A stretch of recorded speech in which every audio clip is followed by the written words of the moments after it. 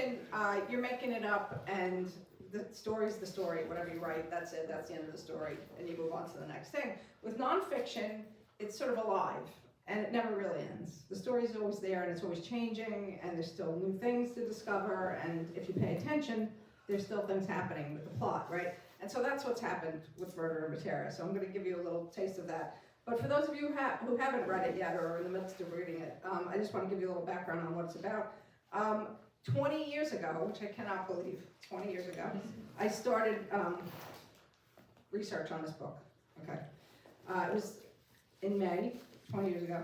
I went with a friend to Matera to scope it out. She's a photographer. We went and I did a story for Travel and Leisure about the area, to just get down there and see if it was safe to take the family down there. I didn't know anything about it. So I went down with a friend, spent about 10 days, wrote this travel story, and then rented an apartment to return that summer with my kids and my mom to research my family. So the story that I was looking for was about my great-great-grandmother, Vita Galatelli. She had left Italy around the turn of the century. She was escaping a murder that had occurred that she and her husband were involved in. But that's all we knew. We didn't know anything about it. We knew that there was someone named Greco involved in the story. He was either her lawyer or her lover or someone, and he helped her escape. That's all we knew.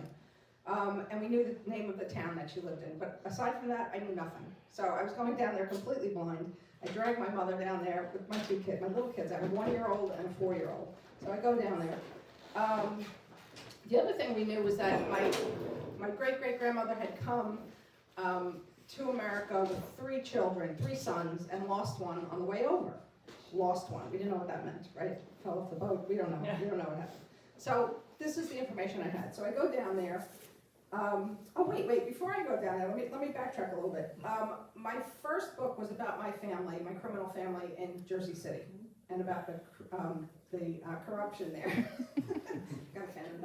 And so I was in the midst of writing 500 Discount, which was about Jersey City. I was very pregnant, and one of my cousins had a reunion at the Most Precious Blood Church down on the Lower East Side, which is where my great-grandfather was married, okay, back in maybe the teens, I forget what year.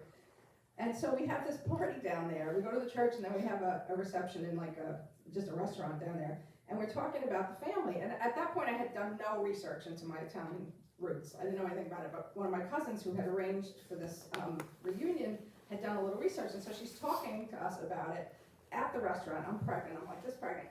And she's saying, oh yeah, you know, the family's from this place called Matera, but the town is Bernalda.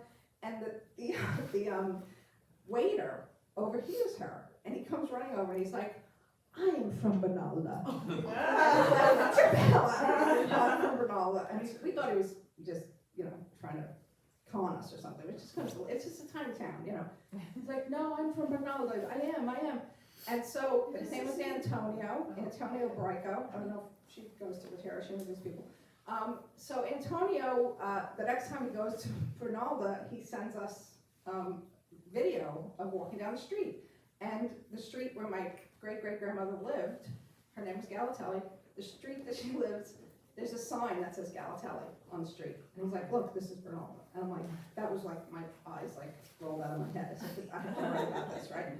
But still, I was still working on the first book. I was dealing with that. I had a second book that came along. I really wasn't ready to go to Italy. My son was a baby.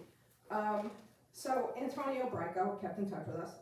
And when I did finally decide to go to Bernalda, he was our connection, okay? So he put me in touch with a woman named Olga, who's his sister, okay? So Olga Brico was like the best of the bunch of his family. He had like, I had 7 sisters or something.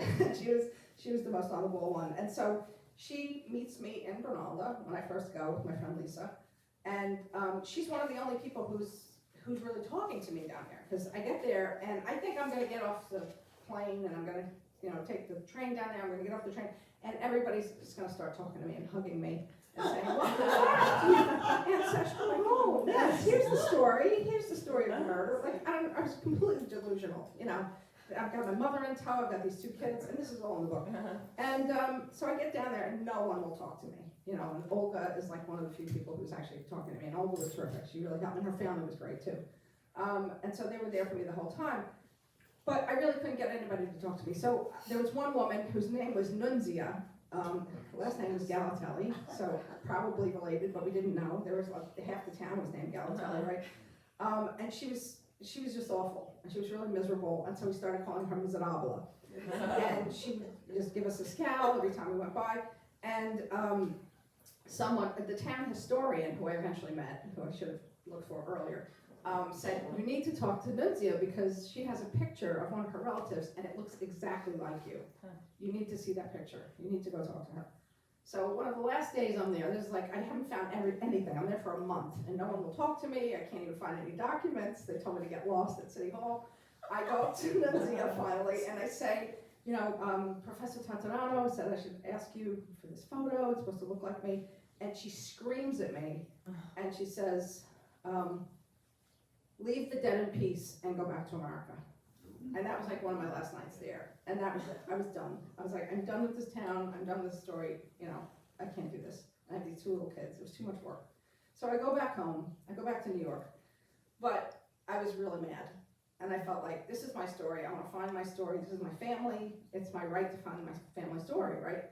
And, you know, my husband always says to me, he's an editor and a writer, he always said that there are 2 kinds of reporters. Those who come back with excuses and those who come back with a story. And I'm always the person who comes back with the story, you know, and I was really pissed off. And so I was like, I'm gonna go back. I don't know when, but I'm gonna go back. And so time passed, and while that time was passing, I was doing research into the region, because when I went down there that first time, I didn't know anything about it. And that was part of the problem, because I went really in an ignorant way, thinking I was just gonna show up, they're gonna give me information. It was ridiculous, you know, I didn't do my homework, right? So I go back to America and I start doing my homework. I get a fellowship at the New York Public Library. I started researching Southern Italy. Every book that was ever written about Southern Italy I read. I read everything about Basilicata. Christ stopped at Eboli, obviously. And so I really crammed, basically, over the years. It was like, how many years? I think it was like 7 years or something between trips, 6 years between trips. But I studied and studied, and at that point, social media had started to take off. And so we had Facebook and all these different things. So I started to make friends of people down there through Facebook and through people I knew in the New York area who knew people there. And so I started to build up a contingent of people, right? So I hired not 1, but 2 researchers to help me for the next time I went. So I go back down, and I think it was the second day. It was the second or third day. It was all in the book. I get there. And the second or third day I get there, I find the murder. And it's a 600-page criminal file. It was like this high, you know, in Italian calligraphy, you know, from the 1800s. It turns out I had been looking at the wrong year. I had been looking around 1892, which was when my great-great-grandmother came over, but the murder had happened 20 years earlier. So I was just looking in the wrong place. I was looking for a needle in a haystack, but in the wrong haystack. And so I find the murder, and I'm just like overcome, you know. And I don't want to give it away, of course, because if you're going to read the book, or if you're reading the book, that's one of the big surprises, what happened and who did it. But it involves stealing pears. Okay, that's all I'll say. There's pears on it. Okay, so I'm not going to go into detail about it. I want you to discover it yourself, but that comes in later, so I want to mention it. So finally, the book came out in 2017, and it came out here, and then it came out in France, but it wasn't bought in Italy. And for me, it was like so important for it to come out in Italy, not only for the people who helped me write the story and helped me do that research to be able to read it, but for Miserabla, I want her to see the murder, right? I knew she knew, but she didn't tell me. So the whole time I'm like trying to get a publisher in Italy. I'd gone back there at one point. There was like a fiction conference. I went to the fiction conference. I met a bunch of editors, and I tried to entice them to, you know, can you put this book out? And they just looked at me and left. So finally, I gave up. Moved on to my next book, or whatever. And then during COVID, I was moderating a women's conference of Italian-American writers, and it was on Zoom, and it was held by the National Organization of Italian-American Women. I'm sure some of you are familiar with it.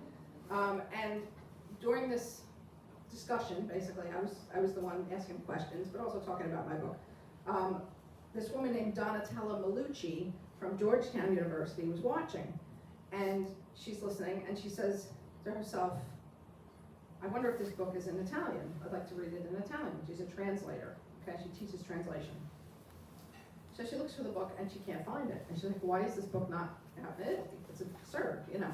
So she reaches out to me, and she says, I teach this class at Georgetown. It's a graduate level class, and we take one English language book a year, and we translate it.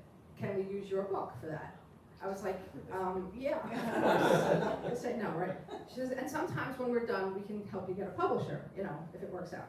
I was like, that would be amazing, right? So I'm like, yes, take the book, do the translation, right? So, so she translates the book, and sure enough, she gets this new publisher down in Puglia, a young guy who's from a long history of booksellers in Puglia. He's one of the first bookstores ever, like in the south of Italy, I think. He starts an imprint, and this is one of his first books that he's going to put out. So he decides to put out Murder on Matera. They have to change the name. They changed the name to Matera on Matera. This is it here. If you're interested, you got to get it online because I only have like 3 copies. But that's it. So it comes out in Italy. But before they release it, I start worrying about Miserabile.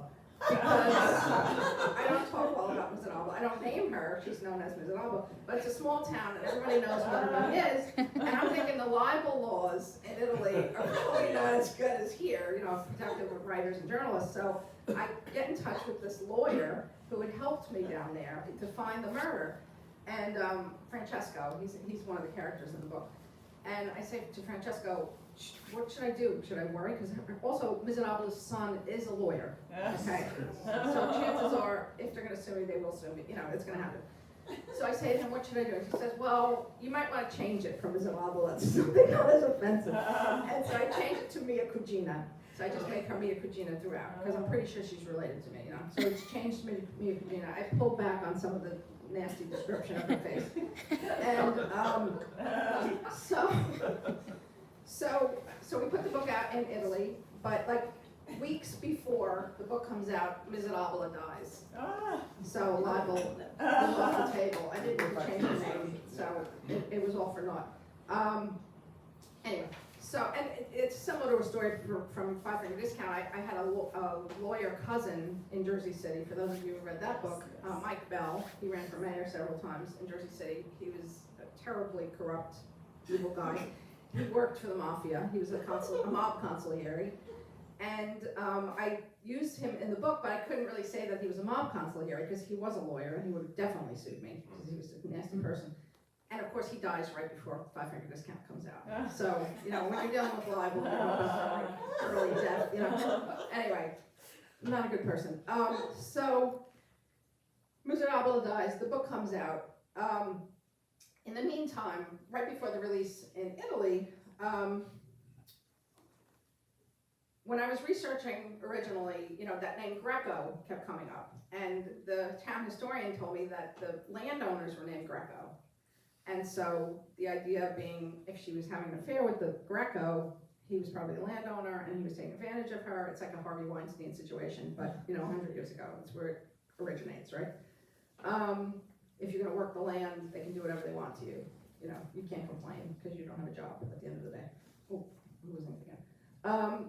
So we were looking for, I was looking for Greco at the time when I was researching the book, but there were like 1,000 Grecos, and I didn't know which one it was, and I finally just gave up. I had the deadline coming up on the book, and I said, you know what, I'm just going to call it a day and not identify him. I don't know who he is. But in those intervening years, Ancestry.com had really taken off, and the whole DNA thing was really getting big, right? So eventually, this was just like a year or two ago, I have a cousin who was doing more research, and I said, have you seen anybody Greco who might be related to us? And like within minutes, she comes up with this guy named Filippo Greco, okay, from Bernalda, shares the DNA with my family, okay, it's the same DNA on the male side. He's married to a Contessa named Maria Gattini, so it is that story, that's the landowner basically. She's owned a palazzo in Matera, which is now used for weddings. It's like some big famous palazzo. And so this was my great-great-grandfather, basically. So we finally find him. Too late for publication, but he's out there. He was out there in the world. So Filippo Greco. And even weirder, we find out that Olga and Antonio, the people who helped me when I first got there, he's their great-great-grandfather too. And so those people who took me in when I first got to Grinaldo were my family. Wow. Oh, And I never knew it. And they're not even in the book because I didn't even know they were my family. And they didn't even want to be in the book. They were just like, no, we're not interested. Leave it. And when you write nonfiction, you know, you've got so many characters and you're trying to edit back. I was like, okay, I won't put you in there. But they are the story. I mean, I feel like I want to rewrite it, a revised edition with Olga and Antonio in there and the Filippo Greco story. I mean, it's just kind of a crazy story. It just, like I said, it just keeps going. It doesn't end. So I still see them. I've been down a couple of times since then, and they're like family. I stayed with Olga on my book tour. Let's see if I missed anything. Oh, here's the other nice little tidbit. And for those of you who haven't finished it, close your ears because I don't want to give it away. But the son who was lost on the way over was not a son. It was a daughter. And her name was Nunzia Galatelli, which is the same as Zarabla. And so she's definitely related. Anyway, so the book finally comes out in Italy this past May. And the publisher said to me, would you like to come and do a book tour? And I was like, yeah. I was like, yes, of course. I'm going to come to Italy and do a book tour. That's a no-brainer, you know. And so they set up this whole book tour. It's like a 3-week book tour. And people like fighting to come with me. Like everybody I know is like, can I come with you on the book tour? And I was like, well, you know, I'm going to be working. It's a lot of work. I know. And the one person I did take was my husband. And so Wendell's in the middle of the audience here. So he came with me, and it started in Milan. I had never been to Milan before. I had been south so many times to do research, right? But never had gone up north. Everybody always badmouth Milan. You know, it's so horrible, it's industrial, it's so modern, you don't want to go to Milan. Oh my God, it was like people talking about LA from New York. You don't want to go to LA. You know, why would I want to go to palm trees and beaches? It's the same thing with Milan. We got there and we just fell in love with Milan. It was just amazing. You know, all these beautiful hidden places and it's just fashionable and like Paris, but Italian. It's better, Italian's better. But like Paris, right? And the cathedral, it just blew our minds, you know. And the editor who had worked on this book had lived in Milan for like 13 years or something. And so she completely hooked us up. She said, I know exactly where you want to stay. She sent us the name of this place. What was it called? Do you remember? Atalani Apartments. If anybody's interested, write it down. Atalani Apartments. And it's right across from where the Last Supper is. Where Leonardo da Vinci's Last Supper is, okay? It's a building, you don't even notice it. It's just like an apartment building. You wouldn't even notice, but it's an old apartment building. When you walk into the courtyard, it's like this 16th century courtyard. And it's just mind-blowing. And in the back of the building is a vineyard. And it's the vineyard that the church paid Leonardo with when he was doing art for the church. So it was Leonardo's vineyard. It's mind-boggling, you know. And then the building itself is just incredibly beautiful, all these apartments. I don't know if anybody's ever seen, is it called This Is Love, or is that what's it called? It's, what's her name? Tilda Swinton. Yes. It's all filmed in Milan. It's filmed, there's scenes in that building. It's a mind-blowing building. Anyway, so we stay in these apartments. My first time in Milan, our first time in Milan. And then as we're there, we realized this is our first vacation without our children. Like we hadn't been on a vacation. We've been on vacations alone, like on trips alone, but every vacation we'd taken together, we had taken with our children. So being there was sort of like this second honeymoon, you know. We just had a fabulous time. You open the windows in the bedroom and the jasmine, you know, just flooded into the room. It was just an incredible experience. So from Milan, we did a feminist bookstore in Milan was the first reading. And then we just moved down and down. We did Bologna, then Florence, you know. We get to Rome. I wound up doing like the fresh air. I was gone by now. He was gone. I actually literally cried when he left. You know? It was like I said, we were sort of falling in love again because Italy is like that. It's just, you know, it's magic. You know, it's a magical place. And we sort of reconnected, like romantically. We, you know, it was such a beautiful trip. But then he leaves, and so I keep going. And then the translator, Donatella Malucci from Georgetown, comes and meets me. She's like, I'm coming. I'm going to come and help you and meet you because my Italian's not very good. And so she comes and she goes on this whole trip with me. So we go taking trains from one town to the next, right, straight down Parma, like I said, Bologna, Florence. We go to Rome. I do, there's a radio show there. There's like the fresh air, like the NPR fresh air of Italy, national big show. We did that. It was amazing. Great interviewer. But as we start moving south, it's getting more and more intense and more just incredible. You know, Milan and everything was great, but now it's like, this is my country down here, right? So we go down to Naples, and we go to this little town right outside of Naples. You can see Vesuvio right from the town. And it's this town that's full of criminals, basically. So it's like Jersey City, but in southern Italy. And the kids there don't really go to school. They drop out at like 15, 16, right? And so they're trying to keep them interested in school. And so there's this terrific teacher there in the town who has this, they pick a book every year for the kids to read and try to get them involved, right? And so they pick my book for this program that they have. So I go to this high school in this little town in southern Italy, and I don't know what to expect. I don't know anything about the place. I just get there. I walk in, and there are like hundreds of kids who have read my book, and they're playing Elvis Costello's Sweet Pear over the PA system, which I mentioned in the book for those of you who've read it, because obviously the murder revolves around pears, and so it's this song, and they've got baskets of pears. It's a deep cut. It's a deep cut. It's not. Sweet Pear is not like a famous Elvis Costello song. It's something that you really have to look for. Yeah, and so this teacher was amazing. I mean, she just got them totally into it. It's Elvis Costello, they're teenagers. It was amazing. And they love me, and they love my book, and I'm signing books for all these teenagers. And it was just this emotional moment. I just cried again. I was like crying the whole time I was on the trip. Anyway, I got a lot of tissues. Anyway, so,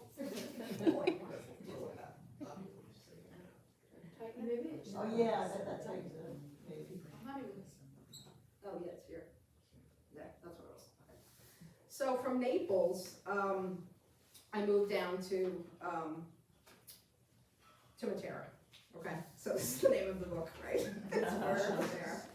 And I don't really know what to expect. I'm assuming it's going to be okay, but I don't know. Somebody could come out with a gun, you know. I don't know. So I get down there, and I go to the event. I show up, and everyone who is in the book is at the reading. It's like the full cast of characters. Except for Ms. Anabala, because she's dead, right? And maybe her kid was there, I don't know. But it's this magical moment, because the book comes alive with all these people. They've all shown up. And I don't even read anything. I don't even do anything. Each person stands up and tells their story about how they were connected to the book. And it was incredibly moving. It was just, it was amazing. And in between their stories, there was an Italian folk singer who was singing these stories singing songs from that region, playing the upa upa. It's like a drum that you stick a stick in, and you go wah wah wah. It goes upa upa upa. That's why they call it the upa upa. And I mention it in the book because when Vita got married, they would have had an upa upa player and, you know, the accordion and all that. And so he's playing the songs that I mention in the book. They're like these traditional Southern Italian folk songs, and he's singing them in between testimonials from all these people from the book. And again, I'm just crying the whole time. I'm like, this is just unbelievable. It was just an unbelievable moment. Amazing guy, amazing songs.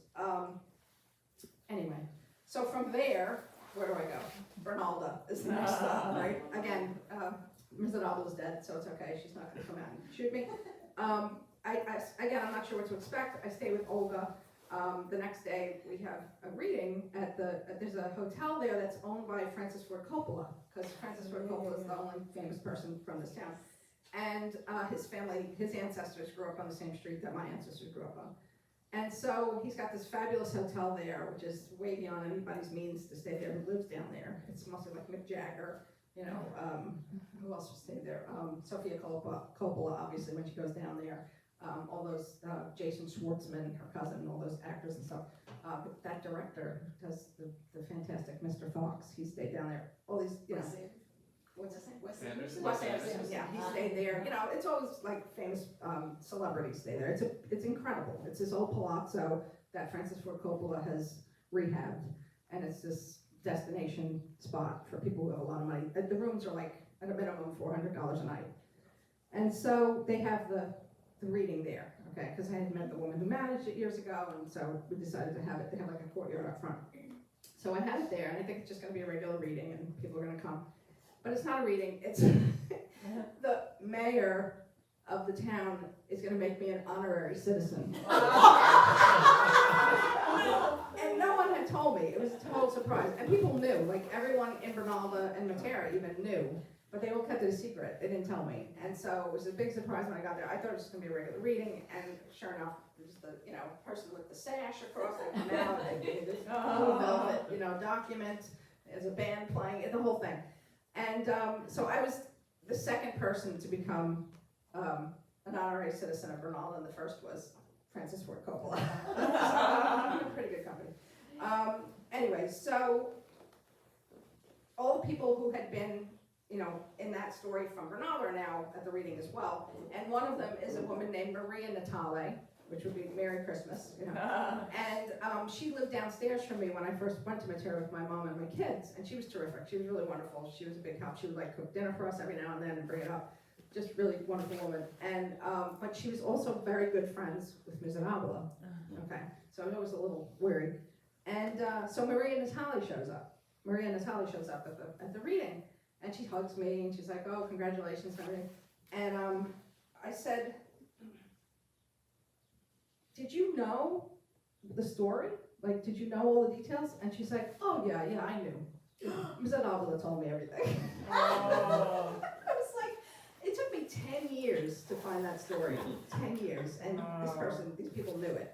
And as I suspected, I think they knew and weren't going to tell me. It was, you know, shameful or whatever it was.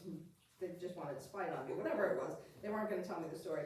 But all the time it was there. It was in Bernalda, and it was waiting for me to find it, you know. And so that's my story. Here I am.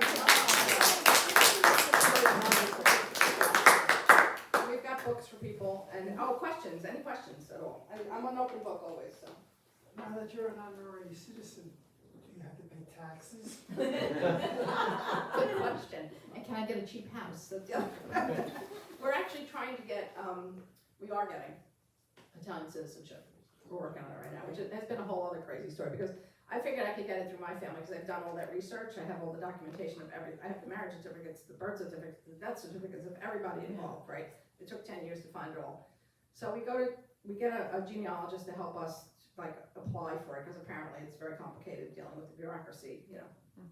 And so we hire this woman, and the first thing we find out is that my grandfather was born 1 year after my great-grandfather naturalized, which makes me ineligible. So that's the Italian loophole.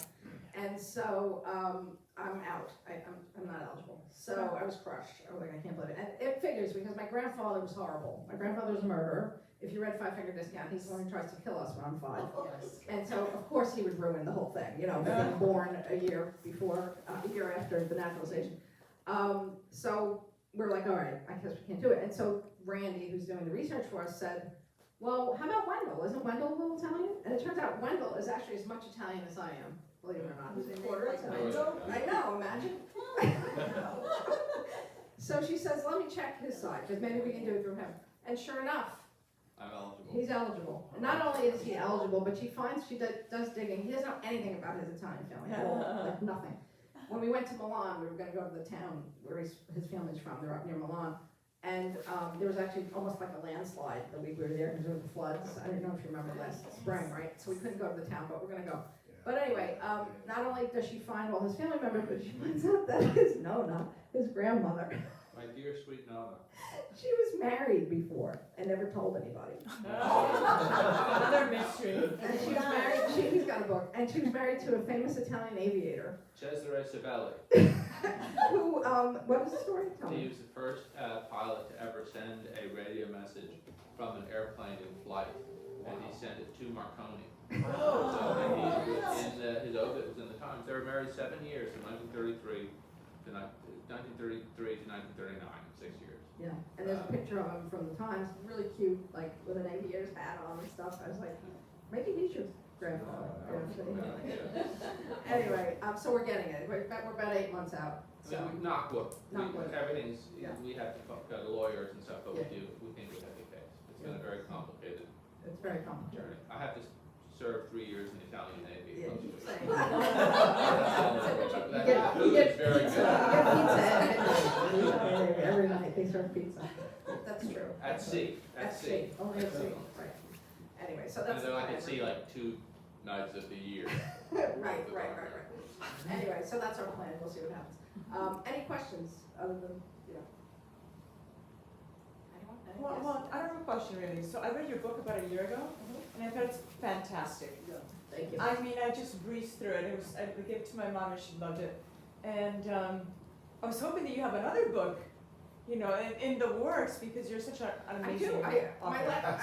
absolutely. My latest book just came out in paperback in February. So it's called The American Way, and it has nothing to do with Italy. It's about a guy who escaped Nazi Germany in 1938. So it totally changes gears, but Yeah. it's an amazing story. It's almost as amazing, if not more amazing than this story.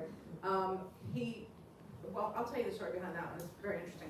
So, as you're writing books, you know, you're also doing other work, right? You sort of take breaks from writing in between to let it sit. And so one of the stories that I had written, I think it was right around the time, it was right around the time that Murder and Matera came out. It was like back in 2017. I did a story about a woman who found footage that her grandfather shot in 1954 of the night that Marilyn Monroe's dress blew up on 51st Street in Lexington, not far from here. Okay. So Right. she had found this footage that he'd shot, and it's right, I mean, it's like you're Marilyn Monroe and I'm him with the camera, it's like right there, and her dress is blowing up, it's insane. And so it turns out it was the last remaining footage from that night. Like there are pictures from that night, but not footage from that night. And so he just had a regular movie camera, he was just a regular guy, he was a furrier. And so he's shooting her that night. So she finds this footage, and I don't know if you remember, like 2017, all this stuff with like the guys with the torches, the anti-Semites marching around. Yeah. What was it? What town was it? It was Charlottesville. Charlottesville was happening. And so Bonnie, the granddaughter, wanted to get the Times to do a story about her grandfather escaping Nazi Germany, just to remind people about anti-Semitism and how it can happen. And so this footage of Marilyn Monroe was sort of her way in, was sort of the hook, right? And so she was trying to find someone to write about this footage. So between a mutual friend, I meet her and I interview her for the story, and I do a story about the footage, but not just the footage, about her grandfather escaping from Nazi Germany. And so it was one of those stories that just went viral. Every now and then you do a story for the Times and it goes around the world and back again. It was kind of crazy. And she comes back to me at one point, she says, do you want to write a book about my grandfather? Because in the meantime, she finds out that not only had he shot footage of Marilyn Monroe and escaped Nazi Germany in 1938, but the man who was his financial sponsor to come to America, because you needed a financial sponsor, you still do need a financial sponsor. The guy who was his financial sponsor was the publisher of Superman comics. So you've got these three crazy things. You've got Nazis, you've got Marilyn Monroe, and you've got Superman, right? And this is the gold, right? So we pitch it to my agent, and he goes for it. And so he sold that book right in the middle of when COVID first began, that summer, July of that summer. And so we started, she was working on it with me. She did a lot of family research, and I wrote it. She's not a writer, she's a graphic designer. She actually designed the cover. And so that just came out this past year, and the paperback just came out in February. So The American Way, a true story of Nazi escape, Superman, and Marilyn Monroe. I think you actually recorded most of it during COVID. I think it was. Oh, all of it. a little Yeah. later, Yeah. No, the book was totally written over COVID. Yeah. We had to go to Berlin, as soon as everything lifted for the, leaving the country. It was difficult though, because it's doing research without being able to leave the house, you know, is a little hard. And so, for instance, this guy named Larry Ty had written a big book about Superman several years ago, more than several, 10 years ago maybe. And we were reading everything we could about all those subjects, you know. And at the end of the Larry Ty books, it says, the Ty book, it says that his research is at Columbia University. Like everything he found about Superman is in boxes at Columbia. Now I went to Columbia, I got my MFA there. I have my library card for Columbia. And I'm like, oh great, we'll just go look in his box, or his boxes, there are many boxes, and see what's there. You can't even go to the library, it's closed, everything's closed, it's COVID. So we get in touch with the library, and it turns out they have a woman who's just handling superheroes at Columbia. Like, that's her job, like the superhero collection, which who knew? And I didn't know anything about superheroes. And so what we would do is we would meet with her on Zoom every day, and she would hold up pages from the box. And do you want this one? Do you want this one? And she photocopied everything we wanted and sent it to us. I mean, it was an insane way to write a book, but it kind of saved me though. I would have lost my mind otherwise over COVID probably, because that's all I was doing. So we were talking to each other 100 times a day. You know, she was finding family history, things that her family never knew. Like her great grandparents never got out of Nazi Germany, but they assumed they were dead, but they never found out what happened to them. And so we found out what happened to them. Oh. We found out exactly how her grandfather got out, which is an amazing, amazing story. And so that's all part of the book. And then Marilyn makes a cameo. And of course Superman flies through too. Yeah. Will you return to Italy for a future book subject? Will I? For an Italian topic, would you go Well, back to? one of the things that, you know, we were talking about was the, it's called prima notte, which is a very controversial subject. Some people say it didn't really happen. It's sort of, yeah, the landowner would sleep with the people who worked on the land, and there was this stories that, you know, they would sleep with her on the wedding night, which was sort of like a nephew to the husband. Yeah. You can't do anything about it. I'm gonna sleep with your wife on your wedding night. And so that's in the book. That's in Murder of Matera. And when I wrote a piece for the New York Times about the book, like an editorial about immigration, I mentioned that, and there was this crazy uproar. Like all these Italian historians were like, no, that never happened. And I'm just like, well, how do you know it did? Like, how? Because there's no documentation. Do you think the landowner was gonna write down that he was sleeping with women on the farm? Like, it's not, there's not gonna be any It's a known thing documentation. though, right? Isn't it like a known Well, thing? when I was down there, it was pretty much matter of fact. I mean, all the women that I spoke, the old women I spoke to were like, oh yeah, that happened to my mother. You know, it was like, and it happened into the 50s. You know, we're talking feudal laws Feudal. until the 50s, you know, so I don't know, whatever. And of course, all of those historians are men, and, you know, I tell them, whatever, I believe it, sorry. Yeah. So did your grandmother die like you say in the book she does? My great-grandma? Yes, yes. Vita? Oh, yeah, that's all true. That was one of the first stories I heard about her, actually. Awful. Yeah, that she was sitting in the head with a son full of Yes. rocks, yeah. And there were newspaper stories. So, no, that's all true. But, so maybe about prima notte, we've thought about a story, a Yeah. book about that, because no one will talk about it, and it's like, you know, taboo, kind of, but I don't know. Yeah. I'm trying to figure out the next book, so if you have any ideas, let me know. I'll be outside. I heard one. What's I don't that? know, should I tell you in private or should I tell you now? Share it, share Say it. it now. Back there. So we're starting a book club at, for the Young Adult Auxiliary here, and we're using this book. So I'm really excited about it. Also, I was just wondering if you had any recommendations on topics we should cover, like during our book club meetings. For this book, Yes, we haven't started it yet. We're looking to it start actually has a next reader month. guide at the back. Oh, It has perfect. questions and all kinds of stuff, and if you want me to come and visit, That would be great. yes, Well, I'm let gonna me get know. one. I could do a Zoom, or I could come in person, so, absolutely, Thank you. yes, that would be awesome. And pass it on, obviously, spread the word. I hope I didn't give it away too much, did you read it yet? No, I haven't, but this is I didn't good. give away there's two big surprises, so I didn't give them away. Any other questions? Most of you know the story already, And I we gave you don't- the background, you know me, you know me. Anyway, well, thank you so much for coming out. That's on the book. Everybody who came